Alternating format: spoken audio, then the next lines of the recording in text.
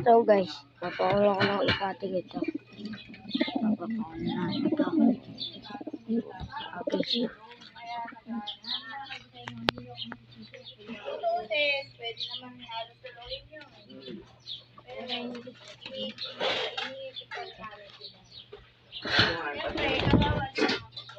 Siyempre, tsaka si ate, siyempre, kaya nga, nakakaawa. si ate. Inisip ka natin para makatulog na madam. Ate, kawawa naman. Talagang, yun ang asa na lang siya yung inisip niya. Hindi ka na lang ako hindi, okay lang. Kami, magtaga kami maghanap ng trabaho. Para lang. At ito naman ni Joy. Next thing.